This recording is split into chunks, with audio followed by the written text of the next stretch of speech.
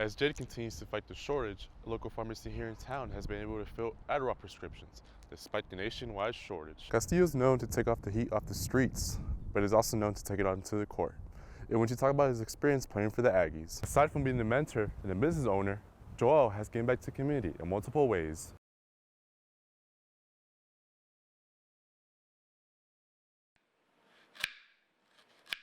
Patients such as Jade have been affected by the shortage alongside thousands of patients throughout the country. Back in October, the Federal Drug Administration announced a nationwide shortage on Adderall due to manufacturers not being able to meet the U.S. increasing demand for the drug. Teva, one of the nation's top suppliers for Adderall, has been facing supply problems due to being unable to produce amphetamine mixed salts, which is a primary active ingredient in Adderall. Jade is currently a college student who has been impacted in several ways, such as having trouble to concentrate on daily things such as her homework and behavioral changes due to having to cut back on her daily doses. My daily struggles since I had to cut back on my daily doses include I'm having some trouble sleeping, especially at night, as well as concentration issues. I get distracted very easily. As Jade continues to fight the shortage, a local pharmacy here in town has been able to fill Adderall prescriptions, despite the nationwide shortage. Messiah Valley Pharmacy, a locally owned drugstore located in the heart of downtown Las Cruces, has been able to ease people's worries who depend on the drug despite the shortage. Basically, what we do to continue filling Adderall prescriptions is just being really detailed about continuing to check through all our suppliers, following up with all our patients and our providers, and really staying in tune to their needs. Dr. Joaquin also commented that the shortage has caused frustration, gaps in care, interruptions at home, and interruptions in normal cycles in life, but hopeful that the shortage will end soon. As for Jade, she expressed support for other Adderall patients who are currently affected by the shortage. My message for other Adderall takers out there is, to stay strong, and I also suggest, speaking with your doctor. Cesar Hernandez, News 22.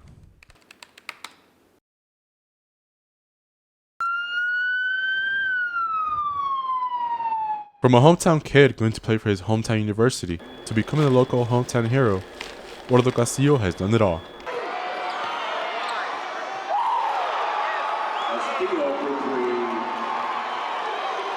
Gordo Castillo has always had the love on helping out people, especially for the ones throughout his community. Castillo graduated in 35th class from the Las Cruces Fire Academy, in which he spent 14 weeks of firefighter training, in the field and the classroom. Even though it wasn't an easy process, Castillo managed to defeat all odds. For me, it was hard. It took me a couple times till I got accepted, so I had to keep trying, and eventually I got accepted. And it's a process, and got to go through the academy, and that's tough. It's a grind. Castillo is known to take off the heat off the streets, but is also known to take it out into the court. And when you talk about his experience playing for the Aggies. It was great. It was great relationship with my teammates, coaches, all the experience, the knowledge I got to learn from everybody. I got to travel all over. It was a great experience, win championships, be a part of some great teams, and develop some great relationships with everyone from coaching staff to teammates. Play does. Castillo working against Williams, lays it up and in. Jim Candelaria has been a season ticket holder for the men's basketball team for over 20 years, in which he saw Castillo play throughout his 4-year career with the Aggies. I enjoyed watching Gordo. Gordo was a hometown boy. I remember watching him, listening to the games on high school. He won 2 state championships here, and it was a real feather in our cap to get him to stay in New Mexico State. After his college basketball career, Castillo continued to go on and play professional basketball en la Liga Nacional de Baloncesto Profesional for the Fuerza Regia de Monterrey, Nuevo León, Mexico, for only 1 season from 2011 to 2012. It was a great experience. It was a next level, going from college to playing professionally. Even though it was in Mexico, it was different. It was tough. It's a whole different culture. As for the future, Castillo sees himself working for the fire department until his retirement, but plans to get back to his community by going back to his basketball roots as a coach.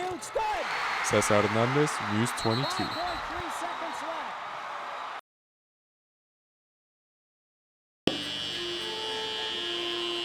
Through a pair of clippers, master barber and owner of the barbershop located inside Mesilla Valley Mall, Joel Palomares has found many ways to give back to his community.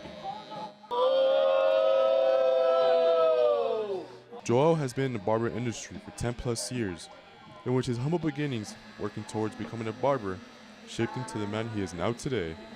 It was rough because you have to actually do 40 hours a week for barbering and still have a job and stuff like that. We're commuting back and forth from Deming, and there was sometimes we would find ourselves where we're just kind of couch surfing. Matthew has been one of the barbershop's clients for the past year, which said, I like how they're super fast with haircuts, and I like how they talk to you and they're nice to you every single time. Joel's passion as a barber helped him know that giving back was his calling, and committing to make a positive impact on the lives of those around him. I always knew that I did it. I come from very humble beginnings, so for us it comes easy. You know, we didn't have everything growing up, so when you see somebody like that, it hurts you. Aside from being a mentor and a business owner, Joel has given back to the community in multiple ways. Twice a year, Joel organizes events to give away free haircuts as a token of appreciation for the community to help him grow his own business. I do Easter to make sure that the kids, and now even the adults, we did the ladies this time, we did the men, and we also did the children this time, no age limit this time, so that they could feel good. Not everybody has the money to be going to a salon or to a barber shop. Joel and Philip, I've known them for years, and basically they're giving back to the community. They're grateful. As for the future, Joel sees himself opening more barbershops throughout the Mesilla Valley, but will continue to help his community and give back to those in need. Cesar Hernandez, News 22.